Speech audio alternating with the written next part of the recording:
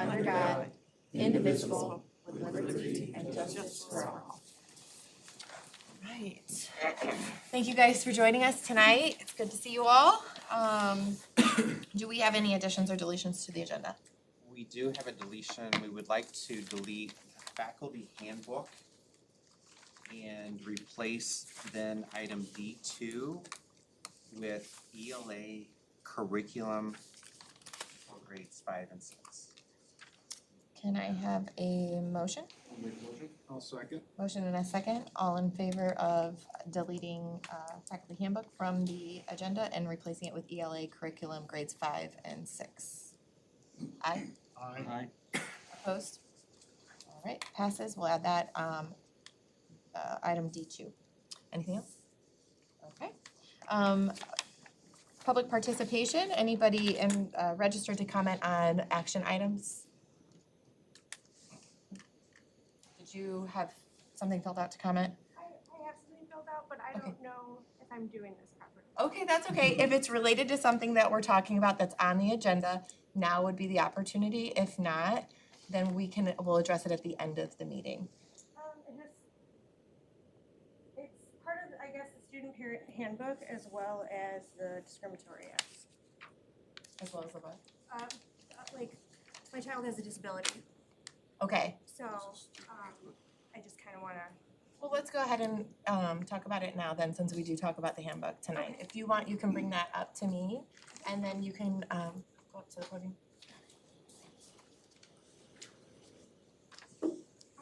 hi, I'm Joan McGann. My child has a peanut allergy, and since we have started at Oak Hill Elementary, she sits at the peanut table. And the first year of school, I've asked the teacher multiple times. She's severely anaphylactic. When they did the allergy test, you have to score less than a 0.34 to be considered non-allergic. My daughter, her IGs are greater than 100 because she's an overachiever. So it is severe. However, I've also put the fear of God in her. She's very aware. She will teach adults how to read labels. She understands facilities. She knows what she can and cannot have. I asked the teacher in first grade if she could please let the parents know. It wasn't until third quarter that she finally put it in that it was not to be done, and I have dojo receipts for that as well. Second grade, the teacher was highly aware. She said her first year of teaching, she had a student who was anaphylactic, so she was very aware, very open in communication with me. However, at lunchtime, again, my child had to sit at the peanut table. In first grade, she was able to have a buddy system where she could have someone sit with her that was hot lunch. Second grade, there was one other girl with an allergy, and they had to sit isolated at that table.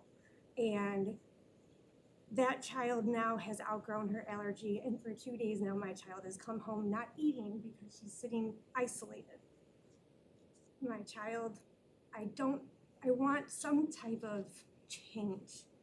I understand that when there is a food allergy, that the school will make amends, or there's changes in the system. I understand that Oak Hill is a nut allergy. I read the student handbook. I understand that there's accommodations. She'll sit at a different table.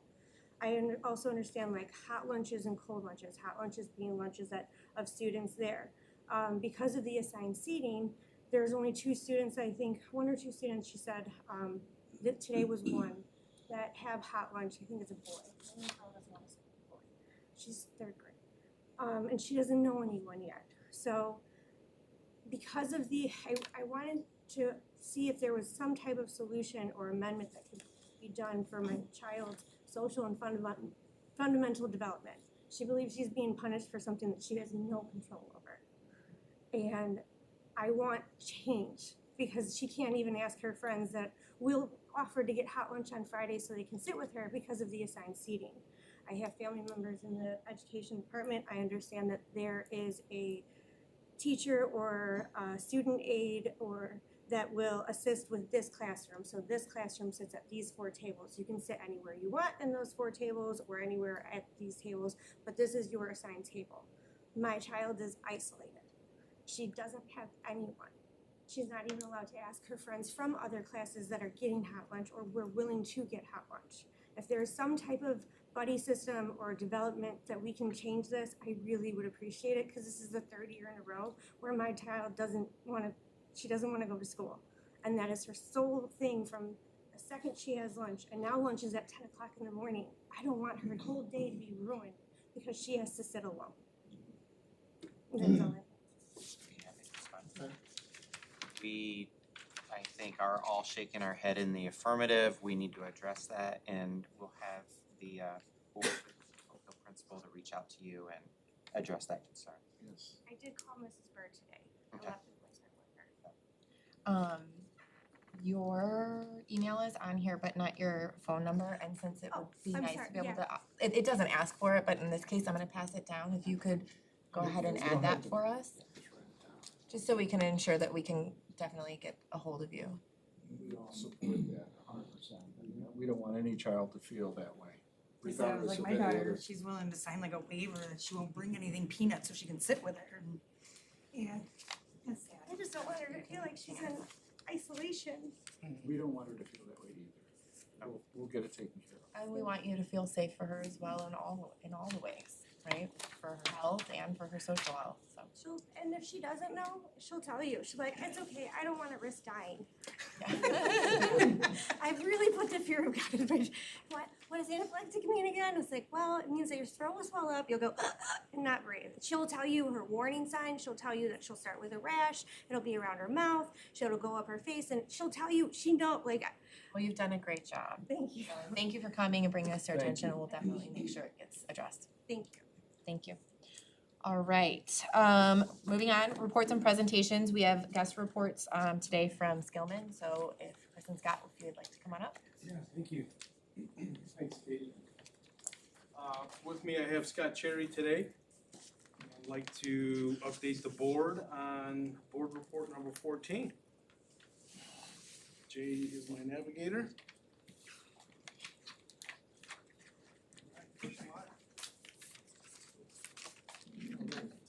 Thank you. So we are going to be honing in on the natatorium and the 2025 improvement project. Yep. So what we're gonna discuss is next, present on here is next 2 weeks worth of work. And I have a couple photos here that just to kind of show the progress, and if there's any specific questions, we can certainly get to those areas. So for the natatorium, next 4 weeks worth of work. We're gonna continue with the interior and exterior masonry. There is a lot of masonry walls, as I mentioned, at board report 10 or 11. So ongoing with that. A lot of them are load bearing, so they're being packed with, mortar. We are doing prism testing with a third-party consultant to make sure the prisms are where they need to be strength-wise. Started new process here, or a new update with mechanical, electrical, plumbing, and fire protection. Some of the piping and ductwork that you saw above the ceilings today. Number 3, we talked about that out in the field a little bit. Very difficult construction work, setting precast bleachers with the rake, with rebar, and just forms. It's a grueling process, 3-4 weeks just to form up that whole area. So it's good to see it come to fruition and actually get to the next milestone.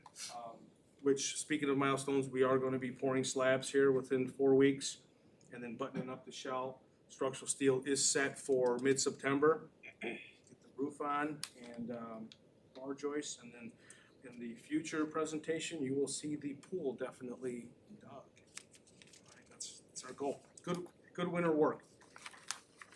I have a few photos there to kind of show off our work a little bit here with the second floor concession, pool lounge, mechanical room.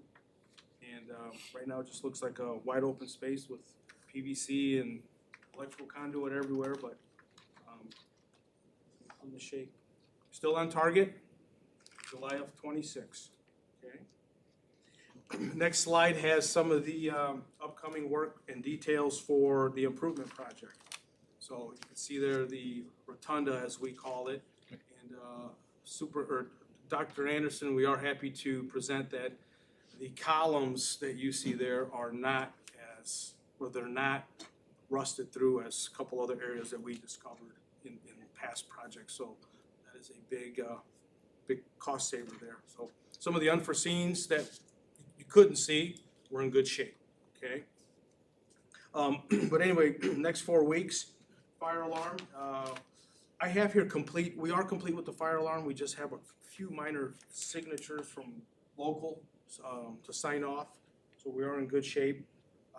There are, I would say, 2 to 3% of duct detectors, things of that nature that we need to do, behind the house type things, but staff and students are safe with the corridor, horns and strobes and things of that nature. Bullet point 3 in the exterior, we call it brick cleaning and staining. So we have several mock-ups that we need to finish for the administration to review. Some of the staining didn't come out as vibrant as we would like to have seen it, so we're gonna do a few more mock-ups for you folks too. Where did they do the mock-ups? They are south elevation, forgive me about the door number, escapes me. The main entrance, the If you're east. facing the auditorium entrance, there's a set of windows to the right Uh-huh, near another set of doors in that area right there. okay.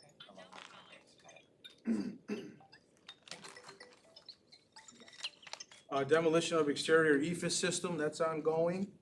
So hopefully, we won't find any sins in the upper soffits and overhead, but keep everyone posted at that. So far, so good.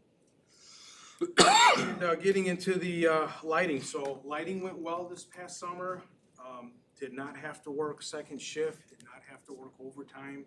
The plan that we put together came to a great benchmark, and we met the deadline. Now, we are in the back of the house by the band room right now, doing the lighting. Classrooms are done. We have some commissioning to do, punch list if you will, but 99% done there as well. All right. And the final one there is the light replacement at the corridors, as I mentioned earlier, and at the intermediate school. So we are comfortable with where we landed. Turned into a summer slam, right? It turned into a lot of work, a lot of manpower, 15 to 20 folks, electricians a day, which is heavy. And, so that's Last year was a summer slam. last This year was like a vacation. Last year was a summer slam at the middle school, and yeah, And the elementaries. You're right, but some of the expectations that were set with electricians to get what got done. The whip has no tail on it anymore. Okay, so that's within 4 weeks. Few items. I'm sorry. Any specific questions on next 4 weeks worth of work from anyone? I don't have a question, but I have a comment, and I'd like to say thank you for the on-site visit this afternoon or this evening. For me, it's a visual, and that makes more sense than a lot of the paper stuff. So getting out there, seeing what's done, having you there to answer the questions, and Scott and the others, makes a big difference for me. Thank you. Really appreciate that. Means a lot. Means a lot to us. And I will share that with the 3 or 4 folks you people normally don't see, the project engineers and things of that nature. Okay, so we've been tracking a few items over the past month and a half-ish, 2 months, and I like to bring up a few topics here. So football turf. Field turf came out and applied the surfactant 2 weeks ago. It tremendously improved the drainage, so now we're going to, we went to a further microscopic level. We went to, there's obviously a lot of construction in the adjacent areas, and that, what we feel and what field turf feels is that airborne material, no different than your car. When you leave out of here, or the trades leave out of here, their cars are dirty. That has settled into the lower spots, obviously because of rain from the track to the crown of the field. So what field turf is going to do is apply another surfactant next week. And then if it hits that level, we are going to remove the beads and the sand out of the turf in that perimeter, clean it out, wash it, if you will, and reapply it. We feel that will even expedite the water drainage. We were challenged at that meeting a month ago, maybe even 2 months ago. There's really no time, you can't, starts raining, stops raining, hit the button to find out. There's really no time to place on turf drainage. It's the amount of water within the hour, and that's how Firefly has conducted their testing. So, point is, the surfactant has worked tremendously, and there's another coat that's gonna be applied next week. So, I'll be happy to present a report at the next meeting on that, or even sooner at the admin meetings. And did we get the results back from the next round of Firefly testing? We did, and we're holding off on that until we get field turfs independent, their report. They wanna do a report also. All right, so we'll combine that and give it off to you folks. I do know the athletic director reported this past week after a heavy rain moment, Gully washer, we call those. did notice an improvement. It's been late. So we know you guys are working on it and appreciate it. Thank you. It means a lot. Good to see forward movement and results that are working. Yes, there's a lot of work behind the scenes because, yeah, okay, you get it. The two other items are rain related, okay, so tennis and parking. Tennis court tremendously improved. Mark and I and our team did find a few other spots. Contractor is claiming that it's within spec. We call it the nickel test, which is a 1/16 of an inch. Something is ponding and it's a 1/16 or less, it's acceptable. We need to do further investigation into that. So we're not done with that yet. All right, so bear with us on that. The parking lots, we came up with a sketch. Contractor followed our direction. We went over and above what was done on paper, and they made it palatable instead of, a quilt, as I've heard before. So contractor we feel successfully did their job. It has moved the water to the nearest curb inlet and drain, so it has pushed the water closer to where it needs to go. Is it still there? Yes. In the amount of time it takes to drain, we feel it's acceptable. There are a spot or two, like the tennis courts, that we still are tracking, so bear with us on that as well. All right, but 90%, 95%, we feel it's gotten better.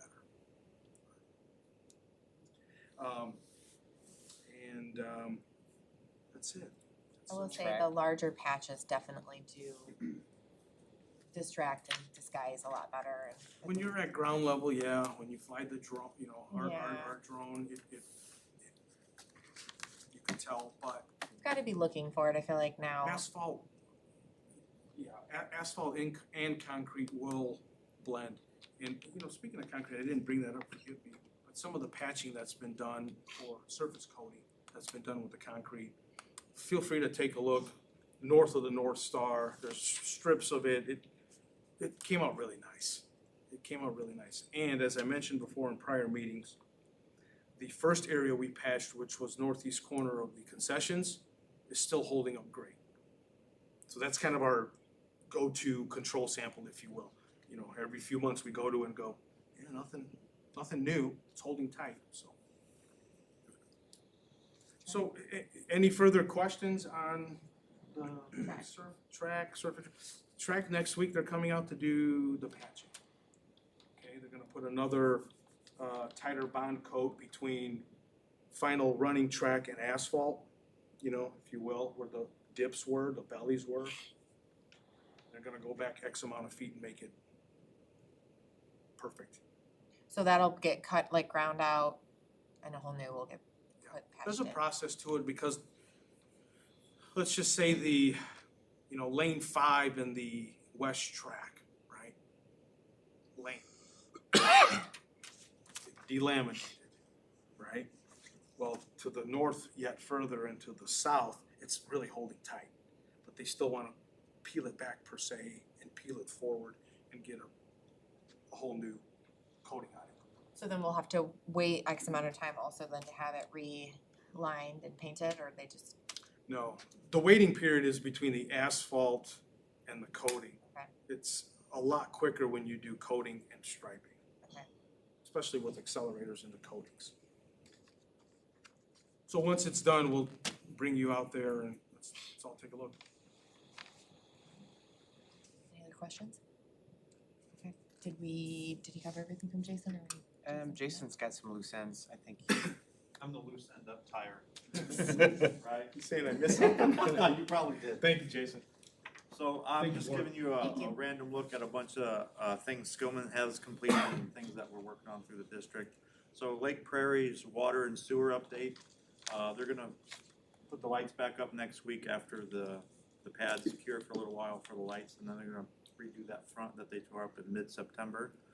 So it's gonna be paved with the curb back and everything. The new hookup won't happen until summer of '26, because they're still having the permit argument with the railroad. So they got the permit from 41, just not from the railroad yet, so that will be the date of the new hookup. I've talked to IDEM about what we need to do. At this point, they're just saying, we need to know that you're gonna be hooked up at a certain date before we start giving you what you need to do to destruct the mount system, so. And then the update on the flooding out here by Route 2. I know we got some feedback from some community members that there was some issues there. So there was an issue there on our end. Skillman's helped us rectify that. There was a collapsed pipe that came out from what you would call Bel Air Lake and then goes in our detention ponds there. So what a lot of people don't know is it doesn't flow in from the street and flow out. It comes from Bel Air and then flows out towards Route 2. And then underneath there's a drain that the town is looking to fix. I've reached out to them and just waiting for their answer on how they're gonna rectify that one. Covered fire alarms, but I'm gonna say some things. Fire alarms went pretty good. Kudos to Lowell Volunteer Fire Department, because they were really helpful and they worked with us trying to get everything worked and approved and the forms filled out. So kudos to those guys, because they were out here, I don't know, every other week for things that we didn't know what they wanted, / alarms just going off because they were working on them. And then the LED lights, again, I'll cover that. Hire has worked well with our head custodians in the buildings to know where they're supposed to go, what rooms they can get into, and all that. So like you said, last year was, that was rough. This one was way smoother. I didn't get any more gray hair from that one. So, I appreciated the work that Skillman and Hire did with our head custodians to get that moving. The chiller second install will be middle of September. So as you can see, no one's sweating today when we have the new chiller, so it's running pretty good. So the timeline on that is mid-September for the second chiller. They are now currently doing the boilers and the hot water on demand that they're getting, so they're working on that as in tandem. They're shutting one off as they can work on this one, so we continuously have hot water. The ticket booth awnings were installed. They look good. Chris, it was funny, Chris caught the guys out there and noticed that they need some caulking around the split face, so they're just waiting for Sun dry. Yeah, they're just waiting for some colors to be sampled for that, for them to seal those off. Where's Kyle? There's Kyle. You sitting, Kyle? Yeah, I'm sitting. Football lockers are getting installed right now. So they'll be in and ready for hopefully the first scrimmage if there's no issues, but definitely for the first home game. So football lockers are in. Some of the next items are just random items that have been on our checklist that we're just gonna go through and knock off. The North Star. You wanna help me? North Star fire strobe that was on the second floor balcony. We all kind of didn't like the way it looked. Now it's flush to the split face. Painted the scoreboard columns on JV. They were painted. They're black now, like to match everything else. I saw them out there doing that. Yeah. We're still working out the JV softball water. It seems like one area is watering more than others when it shouldn't, so we're still working through that with the sprinkler guys. The water pooling under the bleachers, we all went out there on Tuesday, Gibraltar, Skillman, and myself, and kind of trying to figure out a plan, what's the best thing to move on from there to get that to drain. The North Star parking lights and south lights, we worked with precision, so they're all gonna be on one where we can set them back there, we can set them up there, the sconces and everything will be on a system where we can control. Right. So it's not gonna be a random light on here or there, so that's already in the making, we're just waiting for them to give us the passwords and stuff to operate it. Countertops at Lake Prairie, they went back and resealed them and caulked them, so as Skillman says, they don't go anywhere until we say they can. They're back at Lake Prairie doing some warranty work that they need to finish up, so. Radio tower, we just had a conversation with Millie's. We're waiting for Tri-E to give us some information and we'll start getting dates in the next 3 weeks. Is that getting moved back out by the new barn? Yeah. Some of the effervescence on the bleachers, the powder coating that's running off on the track. We've been having Skillman and their contractors scrub it and wash it to try to get that off as time goes on. It should be getting better. The middle school folding partitions, they came in and adjusted those. So now they operate the way they should and sealed up and operation. Next week, we're doing some, like Chris said, some groom and deep cleaning and surfactant on the football. They're gonna come out and groom soccer. They're gonna finish the sand on legacy bricks. TJ had to come out and finish that after C&M came and installed those bricks. And then the track surface. Any questions? I have a question in Lake Prairie on the front by the parking lot. I see they filled it in with stone. Yeah. They're gonna asphalt that pretty soon? And that would be in mid-September. They're gonna come back and repatch that and redo the asphalt. And then the fill that they put in on the grass itself contains lots and lots of gravel. Yeah. Are they gonna get rid Yeah, of they're gonna pull all that out, cause they're probably gonna redig some of that gravel out. They just brought more in, so It it's just fills set it in the level hole. with the parking lot. Okay, I just wanna make sure, because I could see lawnmowers hitting them rocks and they're, Yeah, I talked with Bob Sampson today from R&R and had a conversation with him about all Okay. that. So, thank you. Yeah. You're doing a great job. Thanks. So with the legacy bricks, we're probably gonna have another order of those coming through, I would expect once we have our first games and people start seeing them laid. Yep. Are we gonna wait to sand that, so that when that next order comes through, we can put it in then sand it? So waiting, talking with CJ, he said the best thing is to wait till you get a certain amount of bricks and then tackle it at that time. So I've been working with Patty on what kind of number she wants to hold on to really do that, so that it's not him just doing it work for one brick at a time. Right, So we're thinking in the realm of 10 to 15 bricks, seems like a good shakeout on that. yes, I'm saying if we've got, those bricks weren't sanded before. No, the sand is how they attach it to the ground so they're not floating up and moving around. And those were not sanded prior to these new ones being put in, correct? So they went all season last year without being sanded. Right. So what I'm asking is, we go out there, we've got crowds for this, the first couple of football games, people see those, oh, I wanna order some. We get 50 orders within the Yep. next couple of weeks, we Right. order the bricks. Yep. Are we gonna wait to go ahead and sand that? Cause I think that we might see a uptick in the interest in bricks, is what I'm saying. I think that's a question we probably need to ask TJ and Skillman, because if you don't, then they can shift constantly, and that's one of the points CJ pointed out is if you don't do that, they can keep floating around and you'll get unevenness. Mhm. So I think it's just a question we need to ask. Yeah. Cause I think we'll be digging out sand and bricks and everything that might be a real quick turnaround with the attention they're gonna get. So, something to think about. All right, anything else? Yep, that's it. That was a great thorough update of all of the things going on. Thank you for putting the Appreciate it. time into that. Yeah, you got it. What about the baseball score?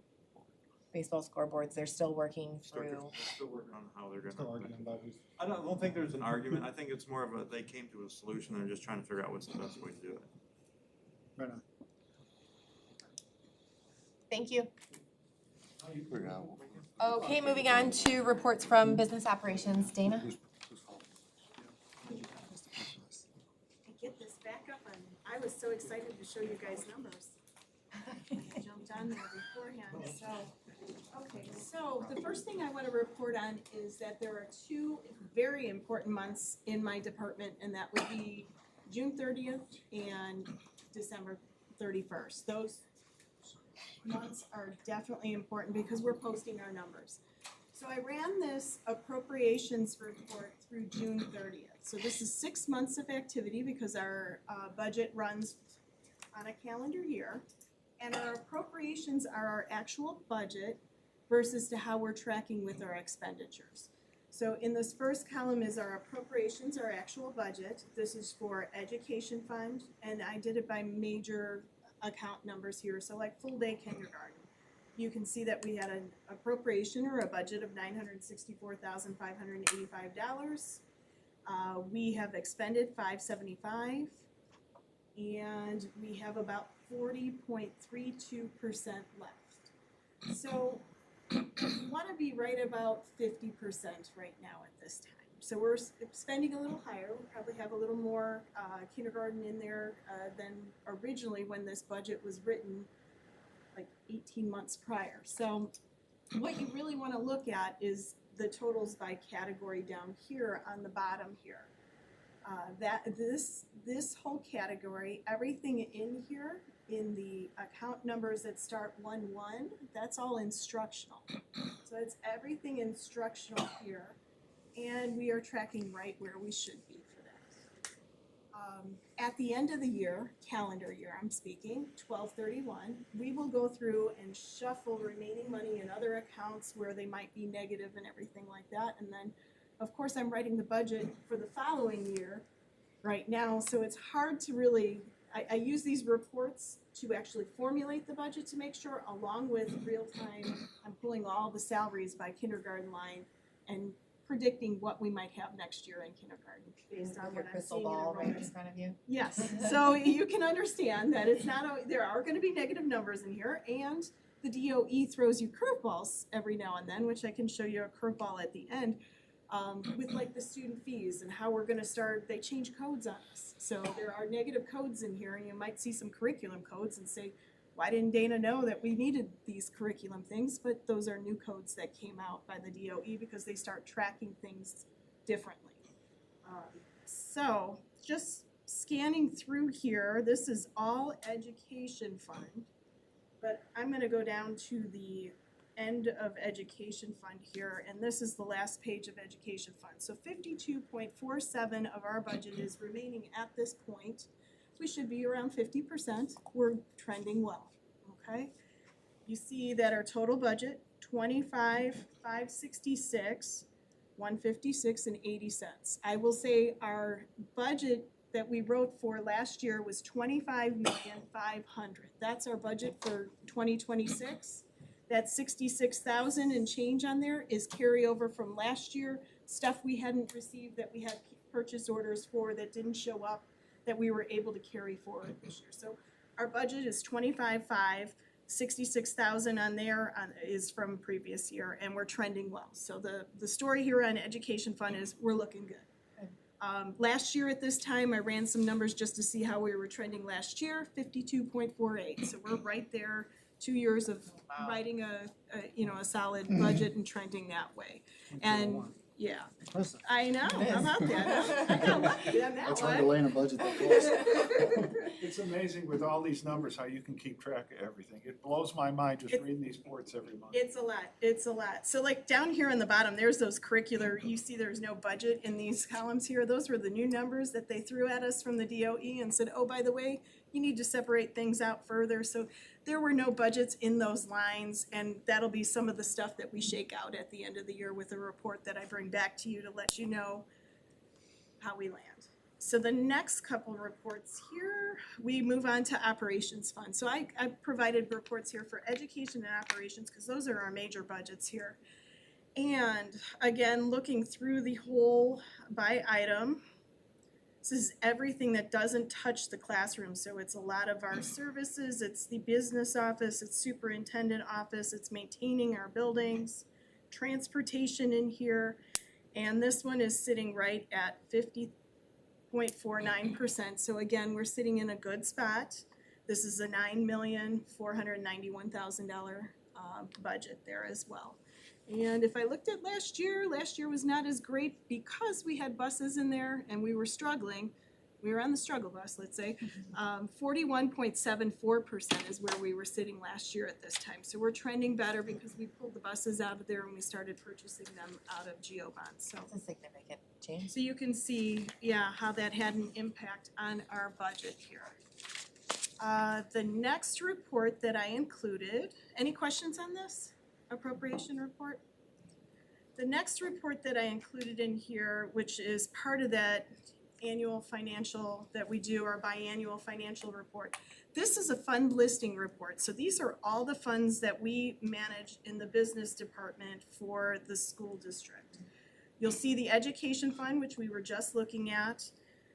And this is, again, through June 30th. And it shows, this is a date span, I went all the way to the beginning of our financial system in Lowell here, which is January of 2022. So some of these numbers, you'll see receipts of $90 million. That's not in the last 6 months by any means. That's since we started in Lowell since 2022.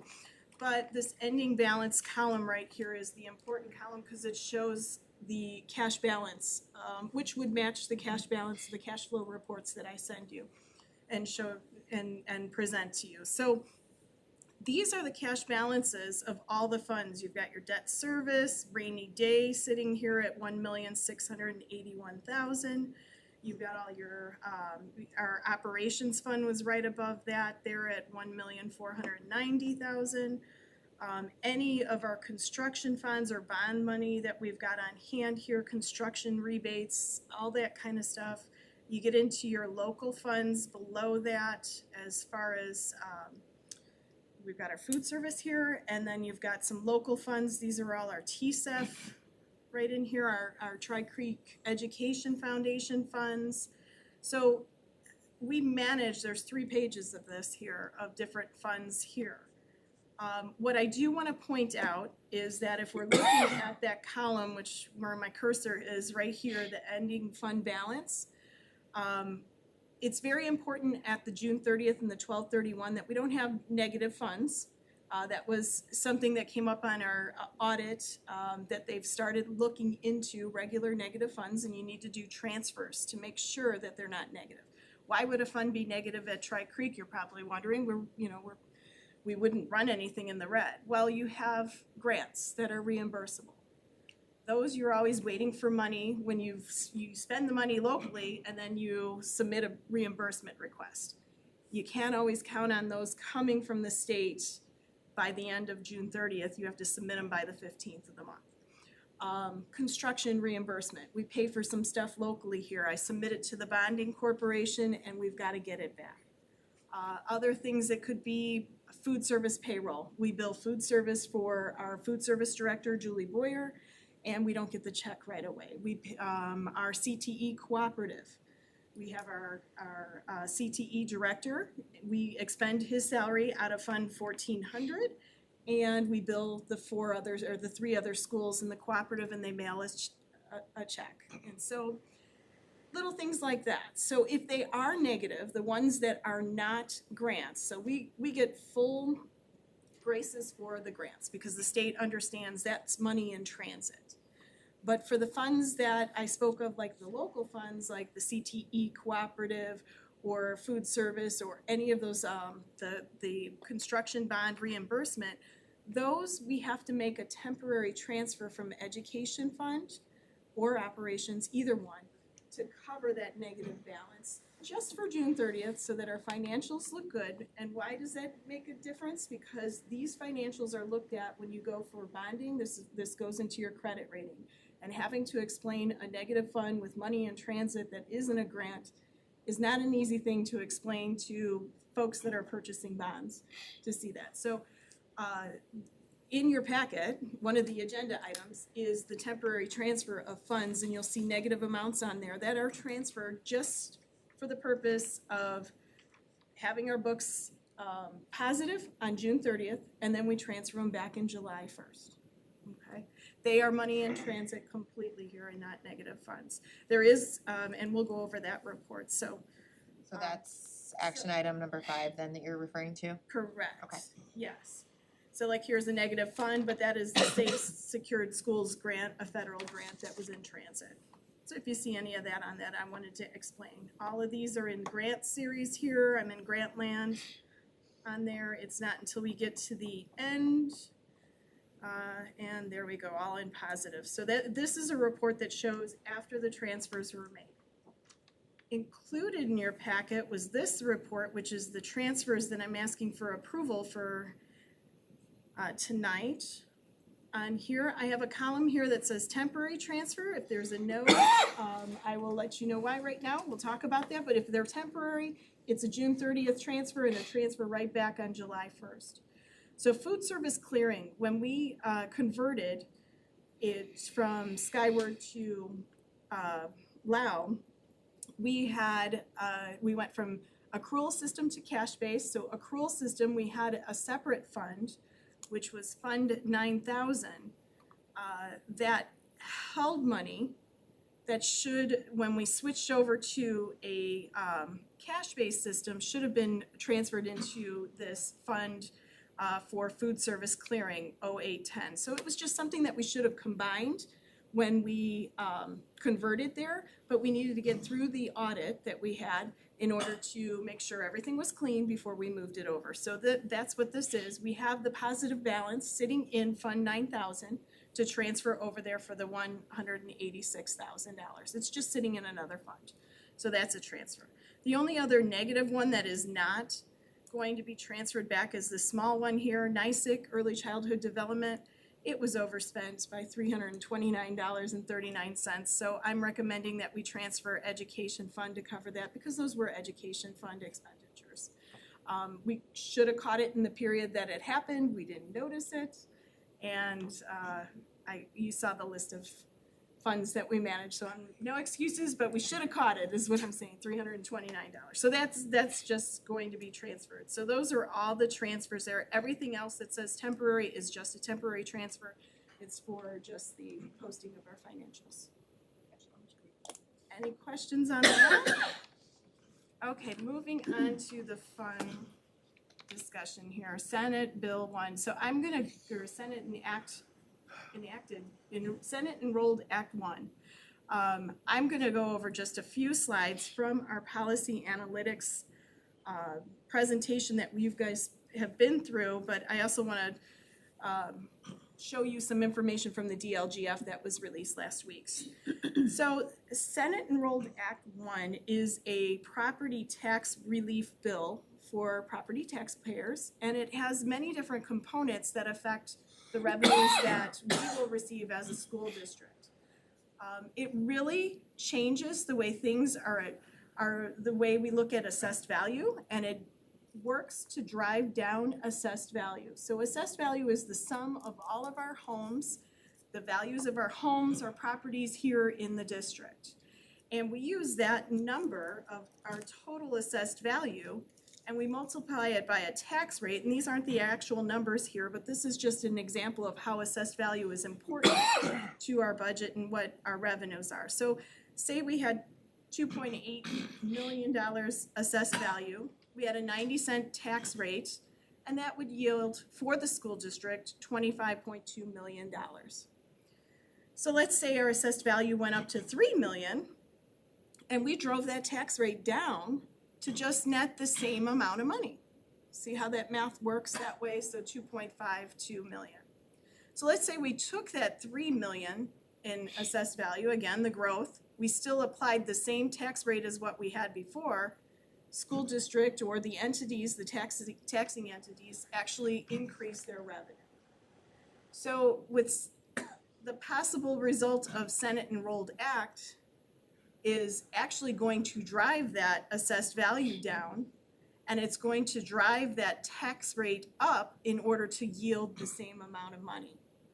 So taxpayers will see a higher tax rate on their bill due to the lowering of the assessed value in order to yield the same amount of money that they need to keep the lights on. Now, how does that assessed value go down? So I'm gonna highlight 3 ways that Senate Enrolled Act is going to drive this total dollar amount down. One thing is by taking a look and lowering the homestead related changes here. There is a standard deduction of $48,000 that our homesteads receive right now. It is a flat deduction that no matter how much your home is, whether it's $100,000 or $1 million, you get the same 48% there. or it's the lesser of 48,000 or 60% the lesser of. So it's standard, it's pretty much 48,000. There is another supplemental deduction here, which is around the 37.5%. So you get a percentage base after they take off that 48,000. Over the next 6 years here, they're going to walk that, we're gonna get away from doing the flat deductions and we're gonna go to a percentage base all the way until your value of your home is valued at a third only on the books for the purposes of applying the tax rate to. So you would normally see how it walks up, so it's very different than taking a $48,000 and then a 37.5% supplemental deduction off of there. You're going down to a full deduction of 66.7% off of your home. That's the first step there. The second step in homestead related changes is that after you get those deductions, you have your net assessed value of your home. Then you either get a $300 credit on there or a 10% off your bill right off the top, and that is a direct loss to the school district as well and to the taxing entities there. So for every resident in there, you can count on at least $300 coming off the tax bill on the top. The third part in the tax-related bill is the business personal property tax. It's the exemption here. Any business personal property right now that is valued at $60,000 or less is deducted, you don't have to count it on your, as far as taxable business personal property. That is raising to $2 million.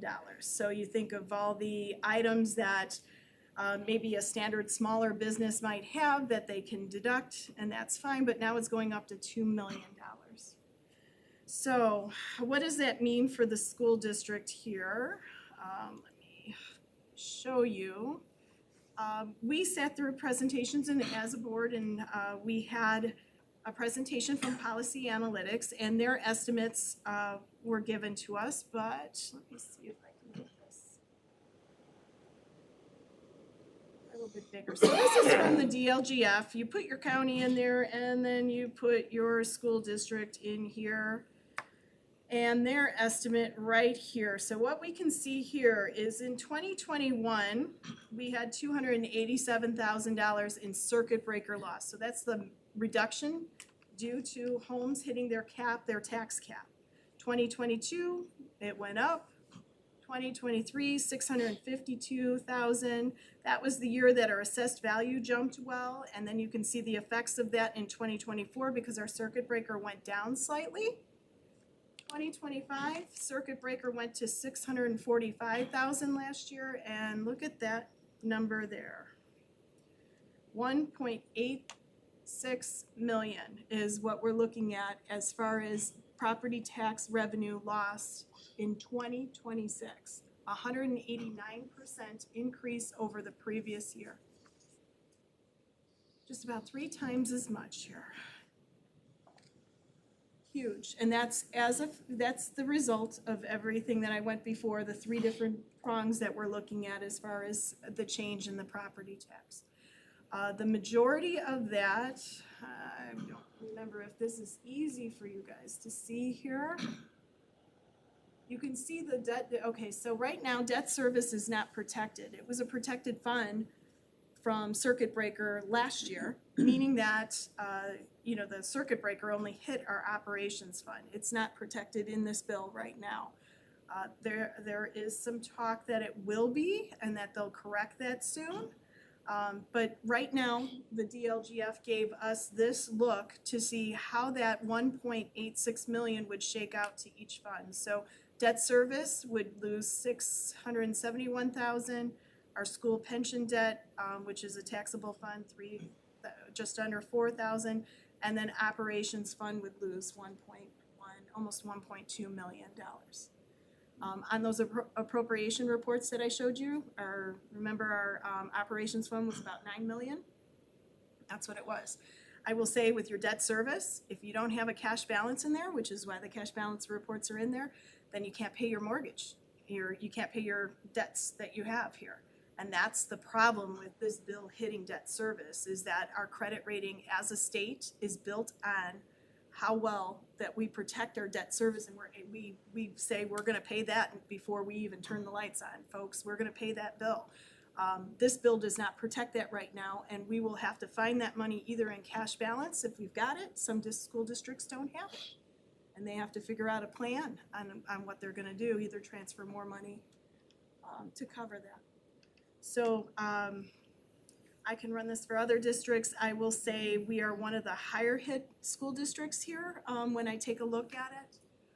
But we're not standing alone either. I will say Crown Point is sitting around 4 million in loss. I will say Hanover, I think, was 600,000 where we were last year. So, it really depends on where you're sitting in your own tax rate right now. But this is the estimate from DLGF. This is a high-level estimate. What we saw with Policy Analytics was anywhere from 1.9 to 2.1 million loss. And they do the parcel by parcel data. They have some assumptions of growth in there that DLGF doesn't. They assume flat from year to year. So that's that. Any questions on that? Now that I took the wind out of your sails on that, on the agenda tonight, we do have the refunding of Series 2016 bonds up on screen here. I wanted to go over a quick why this makes sense for us to refund those bonds, which is just refinancing at a lower rate here of interest. These bonds were for improvements in all of our schools, plus a little bit of it was a refinancing of the school's 2008 bonds, which is our middle school bonds, to build our middle school. They were financed in 2016, altogether and packaged at a rate of 3.86. And right now, we're looking at a potential for 3.22, and we're anxiously awaiting to see what the feds say. So it's only gonna get better than that, I guess, because they're not gonna raise the rate. Hopefully they're gonna lower it, and that'll be good. What that would net out there would be just shy of $900,000 less in interest over the life of the bonds, which is 10 years more, about $90,000 a year there. And that 90,000 on there, or 900,000 roughly on there, is after all expenses were paid for the refinancing. So it makes sense to refinance those now. Any questions on that? I'm sure Thomas will cover some of you want to go over any of the legal stuff on that?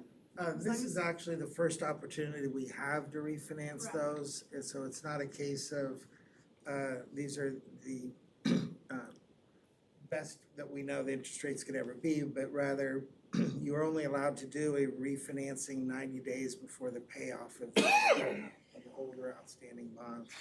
They are eligible to be paid off early on January 15th of 26.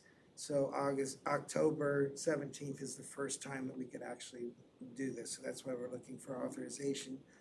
At this meeting, the building corporation met this afternoon and they approved their part in doing this.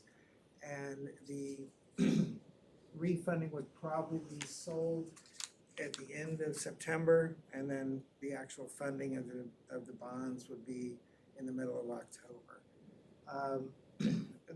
What Dana alluded to with the Fed, there is a scheduled meeting of the Board of Governors of the Fed between now and when we're anticipating selling.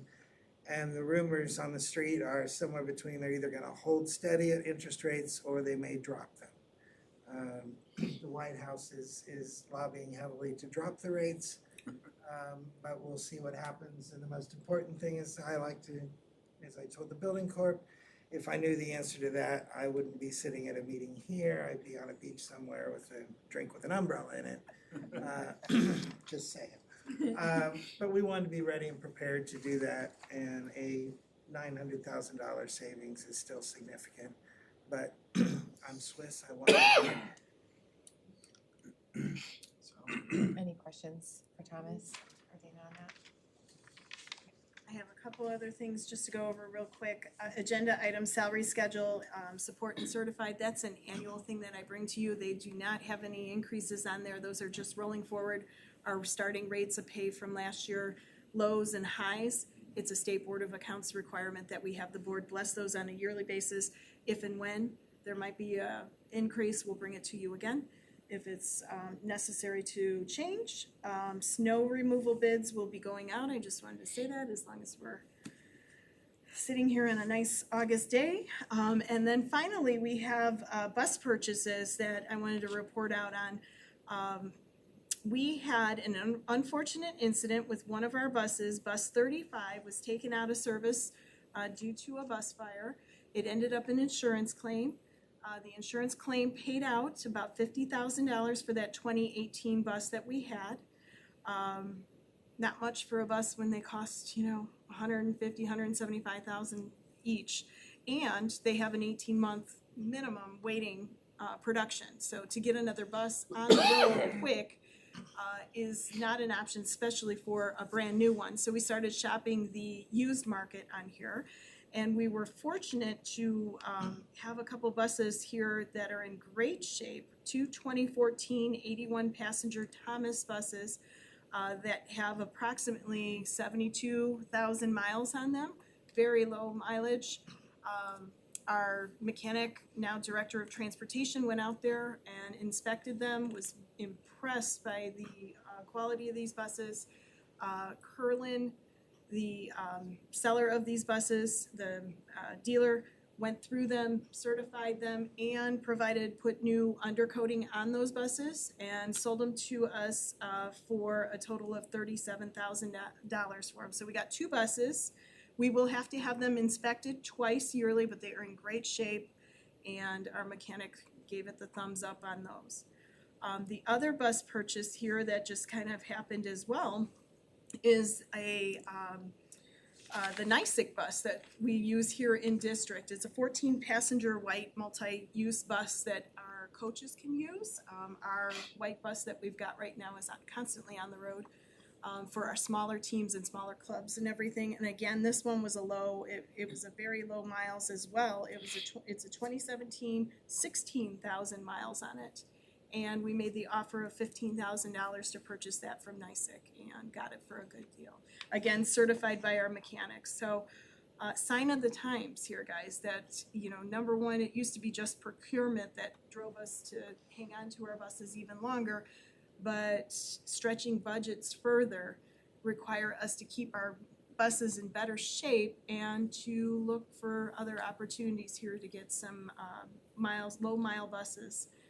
Good relationships with our dealer helped us land some of these buses before any other school district. So kudos to the transportation department and Rob Lalonde, our head mechanic and director of transportation on that. Great. I have a question. Yeah. What, you said they'll have to get inspected twice a year. What is the 12 years is when a bus is 12 years old, it's got to be inspected twice yearly by the state police.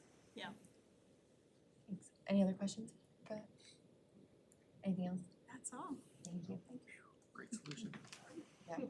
Okay, curriculum and instruction and assessment report, Tammy. Welcome to the board table. Thank you And- for having me. So our office has been working very hard. We've been working with business office, technology office. We've been working with the principals, the superintendent's office, quite a bit to get our school year up and running. And also keeping in mind, especially with the need to be cognizant of strains monetarily, but also wanting to remember that we aim to be a recognized leader for high achievement and exceptional growth. So all of those things require that we started to look at what are the programs that we have in place to analyze them and to make sure that we are meeting our needs to be able to achieve those goals, and then also trying to be fiscally responsible for the taxpayers of Lowell schools. So one of the first things that I'll talk about is our textbook adoption, which will be item number 2 for you guys on the board action. And so right now we have 2 prongs to this. The first prong is that we started this process last spring with K-6 and looking at textbook adoptions for reading, language arts. We've decided to hold off on the K-4 until this year. We wanted to make sure that we got a lot of teacher input, stakeholder input. We want to do that. This is a large adoption. We want to make sure that for 5 grade levels that we get the best product possible to be able to meet our goals while also being fiscally responsible. So we are continuing with our current product for one more year and while we're working together with stakeholders. We did adopt though for pending approval, we did adopt though for 5 and 6. We adopted Amplify CKLA. Our teachers worked very hard. I sat with them last spring through the presentations and looked at materials. They studied them very thoroughly and we looked at what's going to increase the rigor of course study, what's going to help our students with reading comprehension, with their writing, meet the Indiana standards, and help them to excel. We can look to other sources besides our own following a rubric of best practices, which also the state of Indiana provides, and we follow that. But we also looked at ed reports, which green-lighted every aspect of this textbook series. So we're hoping that the board will give us approval for that tonight, and so that we can move forward with that. So that's on the agenda for tonight. What Jay has posted up for you there is that part of that meeting with stakeholders and meeting the goals of the stakeholders is really taking a look at all aspects of teaching and learning. And one of those aspects was how are we communicating grades, the grade card. We listened to quite a bit of feedback from teachers, we listened to feedback from parents, especially about the elementary grade report. And we had concerns from parents about how and understanding what's being reported on the grade card. So we had by the way, a very expensive program, Mastery Connect, that had reported out something, if you've been familiar with it, looked like a little wheel, and based on how children performed on the standards would either highlight those as somewhere in the realm of green or red. And those were weighted differently and of course across and became weighted more heavily as you got to the end of the school year. And they weren't, our stakeholders wanted something that was clearer, that relayed to them something, how's my child progressing? And that's really what they wanted to see. So what we met with the principals over the course of this summer, and we talked about, and our principals, we have some that are parents as well, and we talked about what is it that, what's clear, what's going to communicate clearly to parents how their children are progressing. We can certainly go in through after this year and start to look more carefully if we want to change anything, but for right now, we've decided to revert back to something that looks, I think, pretty familiar to people. So you'll see that the K-4 report card will have categories that they will align pretty closely, I think, with what people consider like an A through type of F report card, except we took out some of the language of the A through F. We wanted something that was more communicative, with exceeding expectations, meeting them, approaching expectations, and then needing support. We felt that, especially the needing support, is that we wanted to clarify that when the children receive those marks on the grade cards, that we're talking about this is still something of an area for improvement. The F can be, I think, very emotionally impactful for children when they see that on the grade card. So we wanted something that would be supportive, but also communicate to our families how their children were progressing in the subject areas. They will also follow then how do we determine those marks, and you'll see that it follows a 10% scale, 59% and below being the needing support. Our principals met and talked with teachers, and they wanted flexibility with some of those percentages and the summative scores to go in there. And we are working across all of our grade schools to make sure that we're consistent and having common summative assessments so that children from Oak Hill, for example, are getting similar experiences and assessments as from Lake Prairie or Three Creeks Elementary. Can you define summative just so that Sure, we're all absolutely. So in the realm of assessments, we tend to think of two types of assessments. Formative assessment usually alerts a teacher about how children are progressing towards learning, and that's usually learning, assessing for learning. It tells us, do we need to stop, slow down? Summative usually comes towards the end, and that tells us overall how they've performed on whatever the standard is that they're assessing at the time. So the summatives, we tend to think of them as big projects, papers, unit exams tend to be more summatives. Formatives might be daily types of things. They tend not to be graded. Teachers questioning, little prompts, those types of things are formative assessments. So we're working as a district together to create more common formative assessments and common summative assessments so that we have equitable experiences across all three grade levels. but also so that we want to ensure that those equitable experiences are one of relevance and rigor according to the state standards. It's great to see, because it's not necessarily assessing their work ethic or habits in class. It's showing what they know and don't know and understand. Exactly. So similar to what Mastery Connect was trying to achieve, Yes. but it's much easier to digest as a parent and a student. Thank you. We think it's clearer for our Yeah. parents to understand and get a message of how, because I think in the end, parents want to hear, how's my child progressing? How are they doing? Are they on the mark? Are they progressing as they should be? And so, and we read through emails and comments from parents, and that tended to be a common thread that we were hearing over and over again. Not that the Mastery Connect didn't have value in it, but we found that was probably more valuable for the teachers in what they could understand and progress monitor. But for the parents, they wanted more, I think, clarity on how their children are progressing. And we saved a lot of money. We saved a lot of money by cutting that out as well. So if our grade cards, if our report cards, the most important reason for having them is clear communication with parents, that wasn't meeting that. So again, going back to being fiscally responsible, if we want to spend money on what's going to give us the most, I guess, bang for our buck, and that wasn't. So we let that one go. Good job. Dr. Cleafish. I was just gonna ask, you mentioned collaboration among the elementary schools.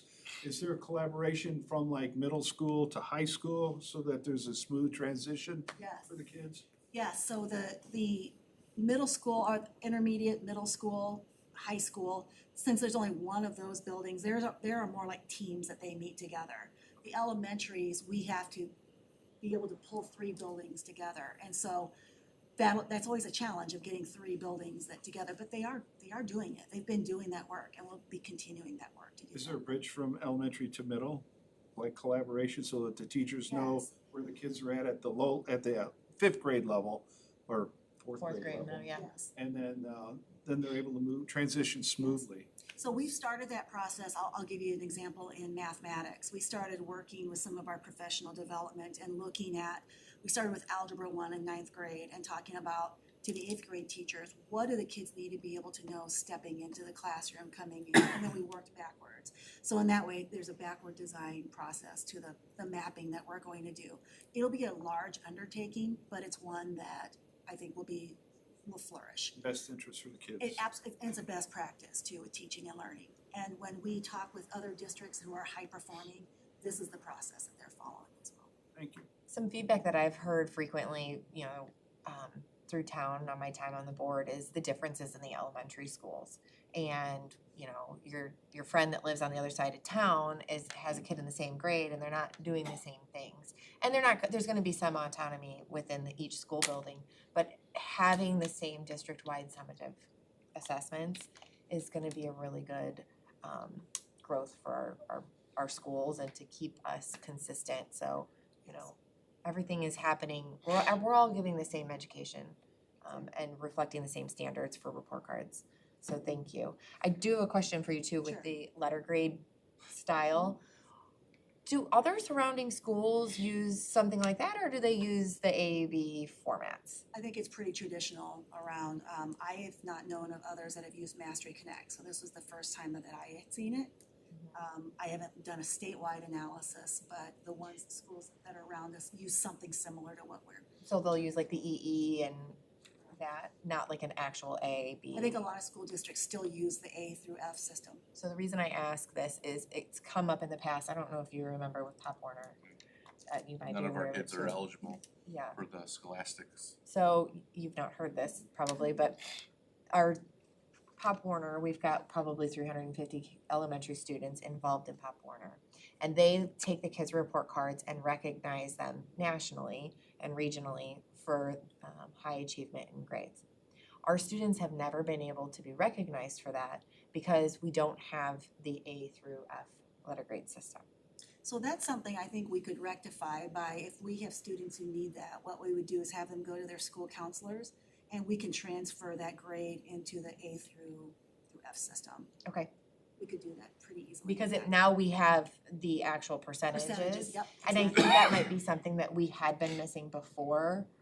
There was some details there. This seems to be like we can accomplish We that, can so absolutely do that.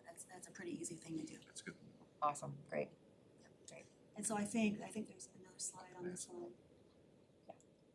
So our principals and our teachers also wanted to include learner outcomes on the grade card to be able to communicate the affective, the behaviors of how children are progressing. So there are going to be some of those on there as well, which I think are pretty typical on elementary grade cards. I'm always looking for those notes. Those Absolutely. are sometimes more important. 100%, agreed. Next. Kindergarten and first grade, this is what, you'll see that they're very much topic or subject bound. Math and reading foundations, we wanted to include and break that down into reading and phonics because K and 1 dive so much and spend so much time with the foundations of reading. And then language arts would be the writing, the grammar, the vocabulary study, physical education and health. And we did something different this year. We really would like our general education elementary teachers to focus on the big 4 core areas of math, English, language arts, with reading embedded in there as well, science and social studies. And so we're moving health away from the general classroom and we're putting that into PE with them. So, and our PE teachers were wonderful and embraced that, so they will embed that within PE. And then, of course, art, music, and then specials will put scores directly. They will all put those scores directly in Skyward. K1 will not be using Canvas. So what we found is they really weren't using Canvas very much to communicate anyway, so they'll put their scores, their grades at the end of the grading period directly into Skyward, and I believe they're using Class Dojo. Every teacher is reaching out to parents then on that as a, here's what we're doing in class today. And we And that's saved safe. money. And we save money in the one, I mean, We need a little dollar sign. we Cha-ching. do, we have been, and we have been. And so that way, when those monies that we save, everything that we save in there can go to something else that we can use that's, or staffing, for example. Okay, next. So grades 2 to 5, you'll notice that reading is taken out, so reading will fall under language arts in that one, but everything else remain the same. Grades 2 to 5 will, and 5, it really should say 2 to 4, but because 5 is at the intermediate school, will put everything into Canvas. So they're still using Canvas. Our teachers said, please don't take Canvas away from us overwhelmingly, so we kept that with them. So that is actually a 2 through 12 initiative that stays the same. So K1, Class Dojo, grades 2 to 12 will be Canvas. And special grades will go in the elementary straight into Skyward. And also last thing to mention that grades 5 and 6, the students, we also talked with families, we talked with parents, we talked with teachers, we talked with administrators, and we are then giving pass-fail grades for the specials of music, art, PE, library, and STEM. We want our kids to explore, we want them to enjoy and not be pressed down with sometimes those burdens of letter grades in those areas. Kyle, thank you. You are a huge advocate for that. You've been speaking up on behalf of a No, lot I of love parents. seeing that. Yeah, good. No, that was awesome. I told Tammy, you might give her a standing ovation. So we're real Yes. pleased with that. Thank you. I've been harping on that for. And I think that's it for that. Yeah, it's really, it's common sense. It makes sense and it simplifies things for everybody. You listen to the teachers, which is very important. We don't want to be switching everything, making their jobs harder either, so. And we try to bring them in on, there are different levels of decision-making, and these things that will impact them on the day-to-day, we want them to be a part of it and not have something come top-down. So it's been an important part of what we do. And this has happened in a very short amount of time. You have been high school principal up until the last day of school, and so you were doing a lot of shadow work in that job and in this role to make this occur within that amount of time for school to start. So thank you. Thank you. Well, there's more. I got a couple Okay, more keep things. going. I've just got a couple more things, I promise. The other thing is we do, and we have started our Red Devil Pride Academy. We talked about online school, and so I wanted to give you some of our current numbers. kids are applying still, even today. Josh Geringer, the principal at the high school, reported to me even today, 2 more kids. So these numbers are still in flux, but for right now, I'd like to tell you where we are. Actually, we have more numbers in here than I thought we would be in the year. I kind of thought we might be lucky if we hit 18 to 20. We are at 34 right now. And of those 34, 13 are brand new to the Tri-Creek School Corporation. They were either from homeschool or from out of the district. So if you think about those students then that weren't a part of us now are basically new enrollees. We had 21 students are switching to virtual who were our students already enrolled. And of those, 2 of them had said they were going to leave us to go to online school elsewhere too. So they decided to take that in here. There was a conversation, I talked with another principal today of a student that they're talking about. Student was talking about going online to another, one of the K-12s or one of the ones for our state offers, but we're working with them to fit their needs here. So we're finding, I was very pleased of being able to service our homeschool population and hoping that we'll see that grow and continue as well over time. Other thing too, Bryn Denton, who is our new Director of School Counseling, reported out that Ivy Tech reported, and they didn't give us official numbers yet, so I hope to share that with you next month, is that we have a record number of students who have earned credentials through Ivy Tech, and those credentials can be the Indiana College Core, they can be associate's degrees, they can be certifications in some of like the machining. So he said this is the best we've ever done. So those numbers just keep getting better and better, and so that's what I'll report on when I get some more specifics for you. So yeah, so next month what I'm hoping then to be able to share with you is a little bit more on kind of where we are going in the directions we're going. I'll have some things to share with you about a curriculum that we're putting into place as we get some things finalized here. So and that's my report. With the virtual school, do we have any idea how many students that had gone to other online academies that were Lowell students did any come back? Were we able to recruit? We did. I don't have those Okay. totals with me now, but But I we can did get get that, some. yeah, from either Dan Govert or Josh Geringer, but we did have some that were going and giving, their tuition dollars elsewhere that decided to come home, so. Right. We've also had a couple of students who are homeschool students who aren't doing the online, but they are coming on campus for a class or 2. We have one who wants to participate in athletics. I was talking with athletic department tonight at the high school. So we are attracting students to our schools, and whether it's virtual or face-to-face, and that's exciting. And in the face of some of the shortfalls that we're seeing, it certainly helps us to increase our enrollment numbers. Have any of the students in the virtual done a hybrid option to take advantage of any in-house classes and come in for a class or?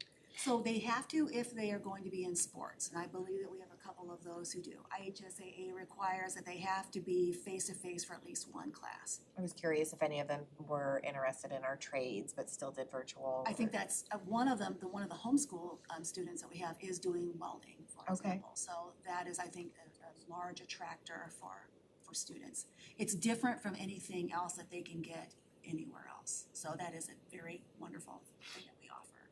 Well, very good, very exciting. Thanks for coming up with that great idea as well. My pleasure. All right, anything more for us? No, I am good, thank you. Okay, great. All right, moving on. Technology report. Jay, what do you got for us? So just a quick update on our beginning of the year here. Busy time with everybody coming back and trying to get everything all set up. We did our device distribution yesterday. We handed out over 1,000 devices to students in grades 2, 5, 9, and 11. So as of this morning, I think we had a few students that hadn't picked up yet, but generally everything went out yesterday and is in really great shape. As Tammy mentioned, we have all of our curriculum set up this year. We purchased a couple of new programs, but as schedules are put together and finalized and all of that work that our guidance departments are doing to get students where they need to be, that's where my team steps in and then has to set up all the different curriculum programs that go with those. So I'm happy to report that all of those are all good to go. We have coming up here shortly, we start our first assessment window with NWEA next week. So I'm working through a couple of issues with their team that are kind of some national issues. But we expect to be able to have that ready to go early next week, and get moving on our first set of assessments for the year. Building and classroom setup, had a chance to stop in at all of our buildings between yesterday and today. Stop and talk to teachers, check with classrooms, make sure that even with all of the construction, all the lighting projects, that our classrooms have been put back together and teachers have access to all of their projectors, their classroom technologies. Very happy to report that our ticketing system where teachers enter if they've got an issue, we're all caught up. So kudos to my team for working through all those issues quickly. Very happy with where we're at. This is, I want to say, probably one of the fastest turnarounds we've had in a couple of years to be able to get everything together. So it's a big job. They've knocked it out of the park. That seems to be consistently being said. We've got some good systems in Yeah. place and everybody's getting rolling a lot easier. Good That's really system, good to great hear. people. So. Yeah. Great leadership. Thank you. Update on our door access project that's been ongoing in our cameras. Also happy to report that I've been spending a lot of time over the last week or so with our door folks finalizing everything. Door systems at the elementaries and the intermediate and middle school are ready to go. We've had all of our staff coming and going. All of our new folks that have come in have received Prox cards. With the exception of Dr. Kleefish, everybody's good to go. But you're good now. We're just swiped out of here. You can leave tonight. High school, we're just dealing with a couple of issues related to construction at RDT, for example, when that building was expanded. There were some things that were done to the doors that we're not really sure why some of those decisions were made. So we're going back and rectifying those issues and just making sure it's done correctly. So we're spending a little bit of extra time on that. We do have procedures in place. I've worked with Dan Govert and Officer Burkus to ensure that those spaces are safe and that teachers are aware of what's going on with that space. Nothing that we see is going to impact students getting in and out of those spaces, as well as we do have a couple of, like our main doors, door 13 and door 1. We are still working on some things with those because those are main student entries. We didn't want to make a lot of changes until we knew everything was working, since we have so many people coming and going. Athletic events come in and out of 13. So we're going to be making some of those changes early next week, and then we will be completely ready to go on the new system. And this is the system that you can share codes and things with on Yes. phones for incoming groups and teams. Yeah, so similar to like if you've been to a hotel recently, you'll see a lot of those have switched away from having key cards to we'll send you credentials on your phone. We have the ability to do that. That's one of the great ideas that came out of athletics, was that they were really thinking ahead that for our visiting teams, rather than having to worry about having a person down there to let a coach in and make sure that a team comes in, they wanted the idea that they would love to be able to make it so that they can make the gates open when the team bus pulls up, and they'd like to be able to have the coach go right into the locker rooms whenever they arrive and be ready to go for a scrimmage or a practice. And we said we're going to look into that. We think it's doable, and it is. So we can send an email to a visiting coach. They get it right on their phone. They download an app. They walk up to that door, swipe, lets them right in. That's awesome. If they're done, if let's say we say you got to be out by 11 o'clock, they come back at 11:05. They swipe, can't get in. So great from a security perspective. We're also looking at some applications of that with some of our spaces for rental. That'll make it easy for folks that come in and want to rent a space. We can say, hey, you can get in through door this. You have from this time to this time, swipe. Our custodians don't have to be there to let them in. We know they're getting in and out right at that time. It's an Airbnb.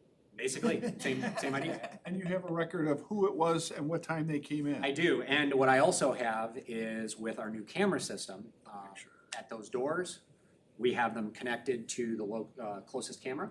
So when someone swipes, we can automatically see that it was that person at that time, comes right up on there. I can tell that if Dr. Kleefish lost his credentials, somebody found it in the parking lot, and they came and swiped it at 11 o'clock at night. Well, I know there's a good chance Dr. Kleefish isn't going to be here at 11 o'clock at night. Probably not. And we'll see the camera right there. It pops right up, and I can see that it's Tammy who found it and walked in. And you can instantly change. She's walking out with a computer. So like if they happen to be us in sports, we can like change. it. Correct, yeah. So I'm currently working, yeah, we can. What was that part? I didn't hear that. I'm currently working with Dan Govert and Officer Burkus on the safety procedures in aligning our door procedures, now that we have all these new capabilities, to what our building safety expectations are. So we will have some things in place such as alerting that happens after hours, that if someone from a group that should not be there at that time does swipe in, it will notify us by text. If we see a door that is left open, we will get a notification. I can say if it stays open for more than 30 seconds, Officer Burkus gets a text. And he knows exactly where he needs to go. He needs to go check it and make sure why that door is open. Some things we didn't have in our previous system that'll hopefully keep our students safe. So futuristic. Yeah. Along with that, the camera system, we, if you'll recall during a previous update, we have completed cameras at 3 Creeks and Lake Prairie. Our plan was to move on to Oak Hill, but we got a little diverted with the new athletic facility. So we took advantage of some of the weather to get out there and install new cameras across the entire facility. So I'm happy to report that that space is completely covered, so our And Oak investment Hill in that- still has their existing in the interim, that's Correct, working yes. just fine. So our existing camera systems are all in place. We have not taken any of those down. This was just a new addition to it. So our next step will be, now that the athletic complex is done, we'll be moving back to Oak Hill and then moving on to intermediate and ultimately the high school. We have, just so you know, between here and the middle school and intermediate school, we have approximately about 250 cameras. That is a lot of cameras to install, and it's gonna take us quite a while for our team to get that. But we're working through it, trying to get it done as fast as we can. Well done. The last item I have for you is our emergency communications. If you recall, last year we moved to a system called School Status. Our previous emergency communications platform was purchased by this company, and they moved us to our new platform. So Dr. Anderson and I have been working with their team there to rectify some concerns we had last year with just how their system operates and some little quirks, some things we didn't like. This year, we will still be continuing with School Status. We pull all the information out of Skyward automatically, so there's nothing that parents need to do as long as we have up-to-date contact information. Typically during registration, as you go through that process, we ask you what is your phone number, we ask you what's your address, and you have the ability to go in and change phone numbers for sure. Email addresses. If you have a change in address, you still have to do a residency change on that. But as long as you have that correct information in Skyward, we will be pulling that into School Status. In the event that we have an emergency or a weather delay, we will automatically send out a phone call, a text, and an email to our families. I will be sending out a reminder to all of our families next week for those that maybe didn't notice it at registration or maybe have changed their number but didn't let us know, to go into Skyward, check that, make absolutely sure that we have the right phone number, and if you need assistance, contact our school offices. They will change that for you. But we want to make sure everybody's got those correct numbers just as we start to get into fog and head into the fall. We almost had a foggy first day again. I thought we were gonna have a. Yeah, it's close. Yeah, it was close. It's close. We will continue to use Facebook and our website for emergency communications as well. So if they don't get the phone call or they want someone else to get that, we have plenty of places where we post that information. Is there any opportunity for, like, let's say all the high school and middle school kids, does anything come up on their devices to let them know? So not currently directly on the device because we typically send those communications out so early in the morning. During an emergency, if it was, let's say it was something in the middle of the day where we had to do an evacuation or something of that sort, we do have the ability to push out messages to our devices. We typically don't do that just because it's a bit of a disruption to the learning process. But we do have that capability throughout the day. Okay. Early in the morning, we do have the possibility of pulling in student phone numbers. I don't know that there's a whole lot of students that are gonna wanna know at 5 in the morning, but we'll find out. So we do have the capability, They might be grateful to know. We used to do it at 3:30. right? I So remember get up at getting 3:30 calls because of with that your- knock and I remember your voice, Nate. Yeah, I remember your voice, for sure. It still haunts them. No, wait, that was a good one. That was always notifying us we had a delay. Great. Any Any other other? questions? No, thank you for the extensive updates and getting all the iPads out. I was grateful to not have my kindergartner bring home an iPad, but I know that's a lot of work and distributing it, so thank you. Thank you. Good job. Thank you, Jay. All right. Dr. Anderson. Okay, here we go. Set the timer. Three Creeks Elementary. If you go down, head south on Burr Street, you notice that there will be a new subdivision going in. Eventually, that road will connect and go all the way down to Belshaw. Last spring, Jason and myself and some law enforcement met with the town manager, and they had an initial plan, because that's going to become a main thoroughfare through there. At dismissal time, parent traffic gets really backed up and congested. There was an initial plan that was going to reconfigure that area and put in a turn lane and widen the road. That was going to impact utility lines and upend sidewalks.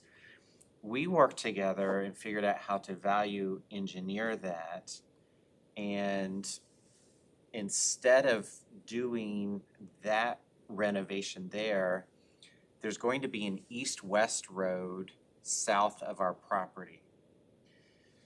You've got two different developers that are developing that area. So one is the current developer, and then there's going to be another one that starts in the very near future.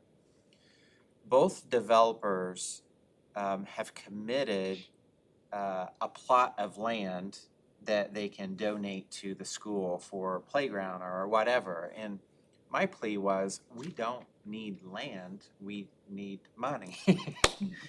So one developer, it looks like they may be positioning to donate a parcel that would grant an easement from that east-west road that will enable us to bring in parent traffic through another means and then loop around. It's a plus for the town and it's a plus for us. We don't need the other plot of land, so we're asking the developer if they would give us the market value of what that land would have cost in cash that would then eventually go towards that driveway. I did then attend a town council meeting a couple of weeks ago and indicated, even if that parcel's donated to us, we at the moment can't promise that we have the funding to install a new driveway. And it might be one of those situations where we would approach the town council and say, this is a perfect example of residential TIF money for a specific project that the town could work with Tri-Creek and perhaps do a partnership on that driveway. So just wanted to keep you up to date on how that evolves. Is it gonna go where the warehouse is? Or is it gonna go south of that? It would be south. The east-west road would be south of that. It would come in on the west end of the property, loop around a detention pond. Between the detention pond and the playground, there's a strip of land there. There would be some excavating required. And then it would clear on the west side of the warehouse. Right. So not knowing the future of that warehouse, this plan will still work if the warehouse has to stay. Got it. Second item, restructuring of the Director of Transportation, just to give you an update on how that's unfolding. Our lead mechanic has already transitioned into his new role as Mr. Becker is training others on some of those duties such as facility usage that is now going to be handled over here with Mrs. Serrano. We've got HVAC that's now going to buildings and grounds. Utility bills, monitoring of that's going back to the business office. And so that's all playing out. am happy to report Mr. Becker actually is making a return to Lowell High School, and he's going to work for NICEC as one of our teachers, so. Fantastic. He's making his transition next week, so just wanted to keep you apprised of how that's all playing out. That's great. Safety lead, so as you know, we had to restructure the safety coordinator position, and I just want to give a shout out to Dan Gover and Corey Burkus. They have not missed a beat. Dan Gover wrote our safety grant. Corey Burkus is now scheduling all of the SRO officers in our buildings. We had a sit-down meeting a week and a half or so ago with the chief of police and established our goals for the year. And we have not missed one beat in that transition, so that's going well. Based on our academic performance data, as many of you know, we overhauled the scheduling at the intermediate and middle school campus. We've pushed the boundaries on our Skyward scheduling system, and it made for a wonky printout on schedules, and so there's been a lot of social media hubbub and learning curves, and the team over there continues to just step up and figure out how to, we can fix that, Principal Mazurek is settling into her principalship rather nicely. She brings that experience to the table, and it's really making a difference, so very proud of the progress over there. As you recall, back in January, based on Indiana code, and the populations in West Creek, Cedar Creek, and Eagle Creek, we were forced to, that's a strong word, Indiana code required us to redraw the electoral districts for the governing body. That was approved yesterday at the Indiana State Board of Education meeting. I saw that on the board notes. Yeah. So that was nice to see, and that was to redraw the lines to balance the populations in each one, so. An important detail. Yes. Of the reason why. So now each electoral district are equally balanced, and the purpose of the Indiana code is to make sure there's equal representation or voice within the school district. Can we get a map of that? It's actually online. If you go to our district homepage, it's on the board, school board page, and it's on the link on the resolution. And if you scroll to the end, it has it by street, and it's color coded. See. You had requested that at the board work session back in July, and it is there. Nice. Perfect. Good turnaround there. Nice job. So we kicked off our school year with the teachers and our instructional assistants with our guest speaker, Jimmy Casas, and he delivered a message of live your excellence, bring your best self to school every day. And we got great feedback from our staff. It was a 90-minute and really started our school year off on a positive note. And we were very fortunate to be able to offer that for our staff. Enrollments, our enrollment numbers, we don't have exact counts because we're trying to figure out who's not coming back, who's withdrawing, but it seems like our enrollment is remaining steady, if not increasing. So we'll see how that pans out in the coming weeks. And the last item, which is an action item on the agenda tonight, is updating our student parent handbook.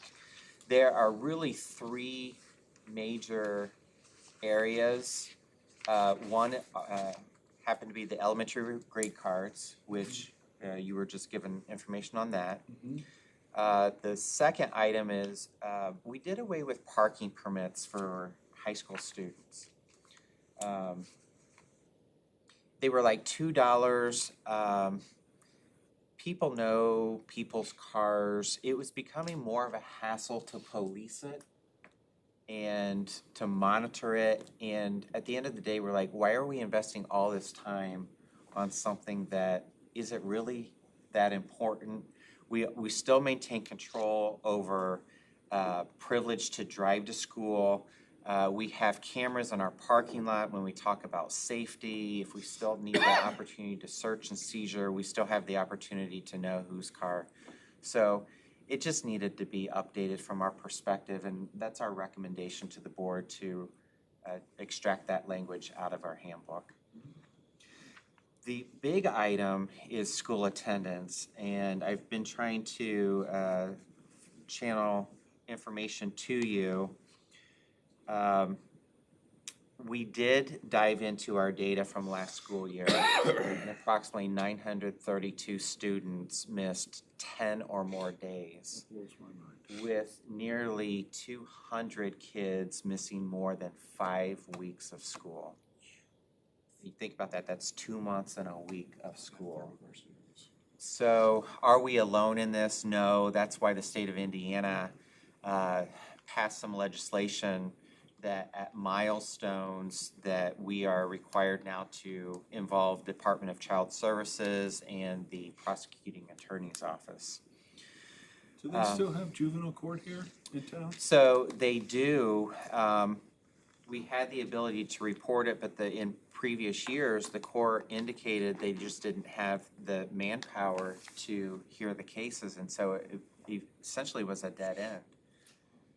But now it's going to go to the county, and so it's a requirement that we will report it, and then what happens from there is out of our control. I remember the judge would hold the parents accountable and fine them if the kids weren't in school. Right. So the big overhauls, the summary would be this in what we're recommending.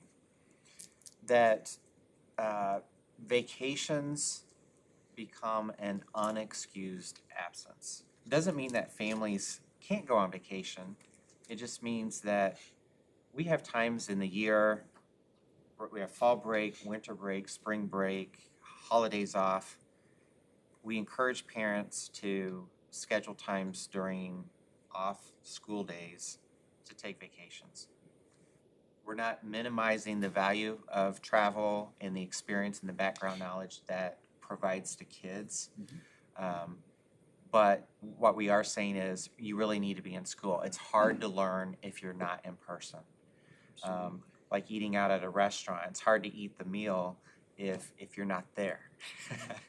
And so that's a change that we've highlighted to be an example of unexcused absence. So it'd be like a vacation, Hair appointment. pictures, the hair appointment for turnabout or the dance, or I don't agree that you made a call, Mr. Superintendent, to be in school today.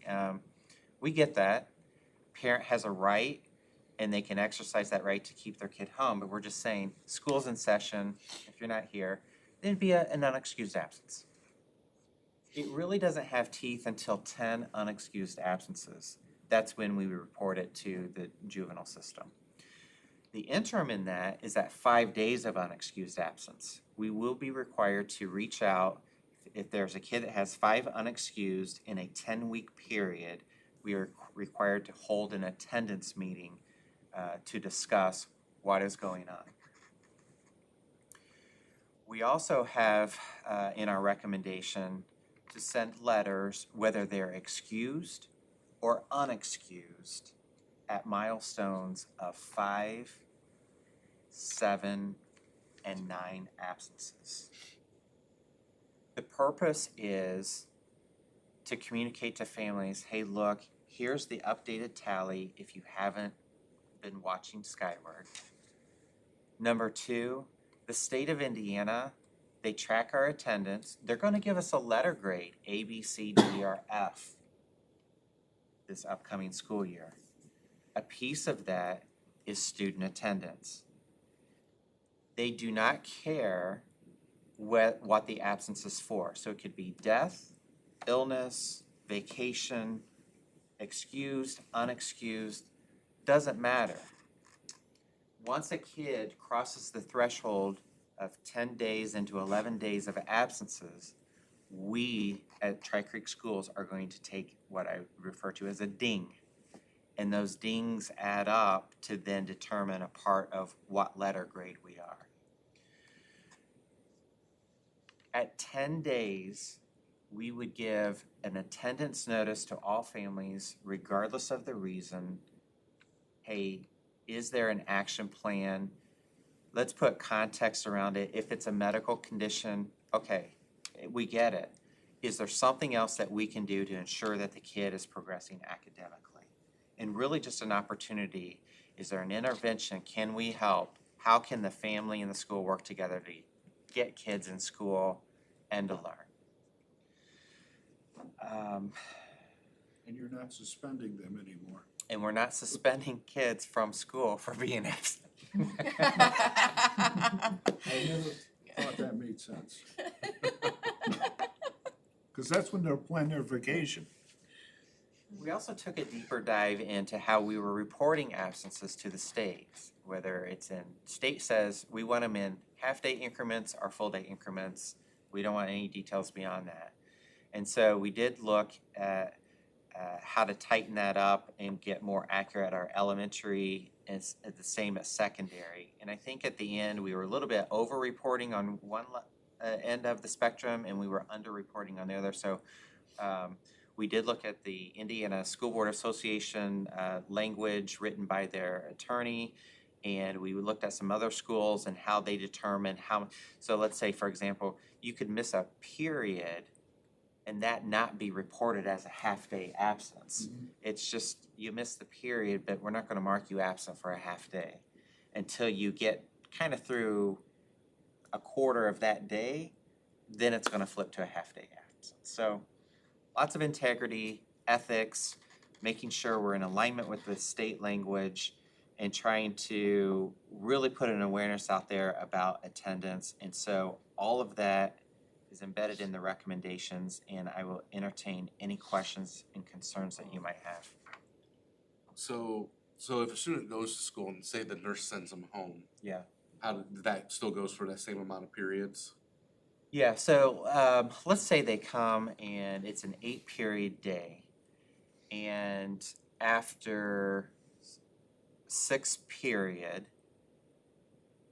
out of the 8 periods, so the kid was in attendance for 6 periods and went home the last 2 periods, it would not be An absent at all? to the state. Okay. It would be recorded as absent for those 2 periods. But it wouldn't go on the count for the 10 days? Correct. And that's modeled after the School Board Association's model language. And then for like the nurse, so what is our regulations on that? Because right now it's, if they have a fever, and I don't know what that bar's set at, it's like, it seems like it's set at like 100, or like 99 and a half or whatever Right. it is. Because like the student can't, so there's kids that can run a fever and not actually be sick contagious, like they have a UTI or whatever the case is. They run a fever and then they're sending them home. So I think that's part of the dialogue as we sit down as a district Okay. to say, you know what, if there's a history of this, then if a doctor writes a note to say this is not I don't want to say communicable, this is not viral, Right. this is related to something that's not going to make other kids sick, then because there's a history of this, then, and that's normal for that kid. To me, yeah, if a kid's got a 100 fever, it's like, but say they've been home for 2 days already, and then they're feeling better, but they're still at like right at 100. Like, okay, they can't come back to school now. I think, so I can't make any promises, because there might be perspective that I'm not aware of, Yeah, that's what I'm saying. Is there a but definitely a discussable item. But if their doctor clears them and you have a note that says, But if they have a fever, they send them back home. Yeah, we're trying to put context around situations. Is it possible to redeem an absence, to get it back? could they do online and still get credit for school if they're sick, like you mentioned? There's no chance. No, the guidelines are very clear. Day It's back. either you're in your seat or you're not, and that's how you report We it. need money. Buy it back. Yeah, just make the parents buy the absence back. A fundraiser. Yeah. Fine idea. Rifle that off. We talk a lot about, school pride and pride in our town and community and schools. And, you know, with this letter grading system coming back, that's something that when people are house shopping, they're looking at, oh, what grade did the schools have? And they're comparing that to nearby schools. And so this is one area when we talk about shared responsibility that our parents and families can really be a part of our goals, and really help us to make sure that we are doing everything we can to keep our school grades high so that we can continue to have, you know, excellence in education and all those things. So I really feel like this is an area that we had, what was it? What'd you say, 900? 932. 932, that's two almost a third of our student body. So hopefully, you know, sometimes you don't realize how many your kids are missing and it adds up quick. So with this extra attention to the purpose of this, it's proven when our kids are in school, they're learning. So we ask for parents' help in this as well.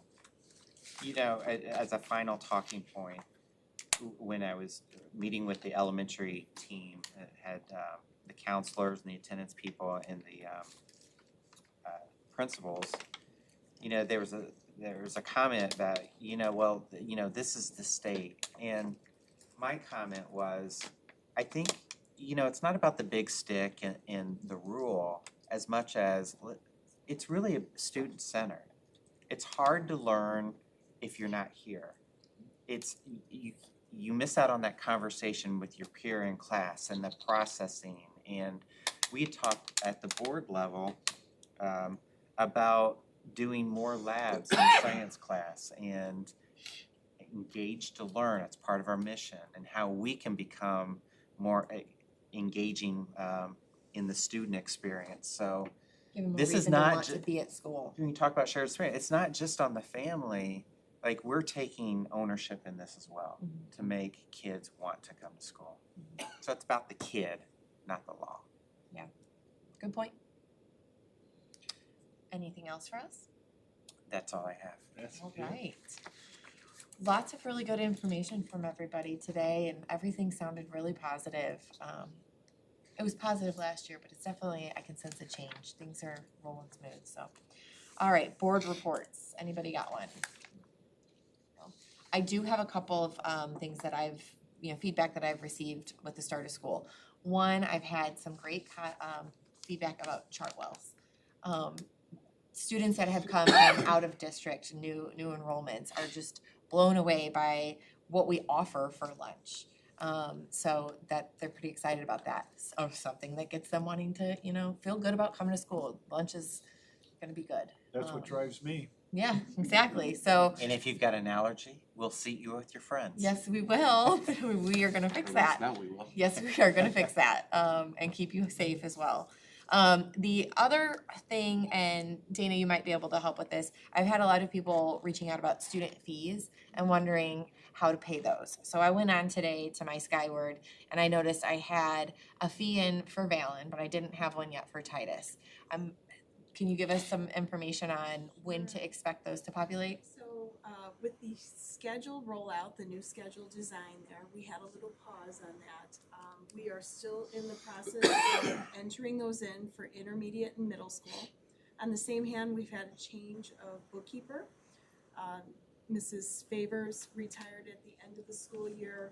We had another bookkeeper in place who worked, but then had a reason for resigning, and then now we've got a new bookkeeper. So we've had a rough road at the start for getting those loaded. And on top of it, we're working through some proration or schedule issues that we have in the tables that we have at the high school. So we're learning from the high school of how we entered them in. It's been many years since we've had to enter in fees, and this is a different style of fee to enter in there. So we learned some things from how we entered them in at the high school. We actually had to turn those off at the high school yesterday, I think it was, so that we could correct some of the behind-the-scenes workings that we have to put in a proration template in there. So learning from the high school, now we'll be able to apply that to the intermediate and middle school. I would suspect next week we'll get those fees in there. We'll be able to turn those on after we test them, and then we'll send out messaging to the parents that that we'll have fees active in there for intermediate, middle school, and the high school will be turned on again. I would add at the high school, after talking with our bookkeeper, we did determine that we did have some parents that came in and wanted to pay fees because they were aware, they wanted to get it done. Our bookkeeper was able to get all that information in Skyward, give them the accurate number, and they, if it was somebody that wanted to pay by check or something basically other than online by credit card, they were able to go ahead and go through with that. So that is an option, but like Dana said, by next week, we will have One that. of the growing pains that we had in the beginning of the school year with all the moving parts that just didn't launch the way we wanted it to, so. Well, I think it's a We'll get good sign that families are eager to get in there and check and wanna make sure that their accounts are balanced and paid, and so, I'm assuming maybe there'll be an email to let everybody know We'll message out. the gates are open, you may now submit your payment, so, alright, thank you for the update on that. Thanks for bringing that up. Thank you. And then, I think that'll be it for board reports. Anybody else? Okay. Let's move on to action items. Number 1, can I have a motion to approve resolution number 2025-07, a refunding resolution for the Series 2016 bonds? I'll make a motion for resolution 2025-07. Second. Motion and a second. Any further discussion? All in favor? Aye. Opposed? Motion passes. Number 2, a motion to approve ELA curriculum for grades 5 and 6. I'll make a motion. I'll second. Motion and a second. Any further discussion? Okay, all in favor? Aye. Opposed? Motion passes. Number 3, approve student parent handbook. I'll make a motion to approve the handbook. I'll second. Motion and a second. Any further discussion? All in favor? Aye. Opposed? Motion passes. Number 4, approve salary schedule, support and certified, 2025-26. I'll make a motion. I'll second. Motion and a second. Any further discussion? All in favor? Aye. Opposed? Motion passes. Number 5, approve fund transfers for June 30th, 2025. Motion. I'll second. Motion and a second. Any further discussion? All in favor? Aye. Opposed? Motion passes. Number 6, approve cross-country overnight athletic trip. I'll make a motion. I'll second. Motion and a second. All in favor, any further discussion? All in favor? Aye. Approved. Motion passes. All right, action consent items, we'll do them all together. I need a motion to approve meeting minutes from Thursday, July 10th, 2025, payroll and claims, and personnel report. I'll make a motion to accept all 3. I'll second. Motion and a second. Any further discussion? All in favor? Aye. Opposed? Motion passes. All right, consent items we'll do all together for donations. Approve $5 donation from William Crick for the Feed Them Forward Fund. A donation to Lake Prairie Elementary School of various school supplies, backpacks, crayons, pencils, markers, the things that you need to start school year out, from Judy Arnold of Lowell, Indiana, my mom. Number 3, she went to all the schools, they just turned this one in.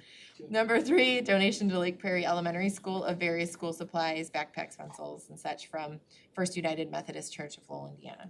I'll make a motion to accept all donations. Motion and a second, all in favor? Aye. Motion passes. All right, public comment not related to action items, the 2 remaining. Have anything to say? All right. No? No. The next meeting of the Tri Creek Board of School Trustees is scheduled for Thursday, September 11th, 2025. Any further questions or comments from the board? All right, meeting adjourned. September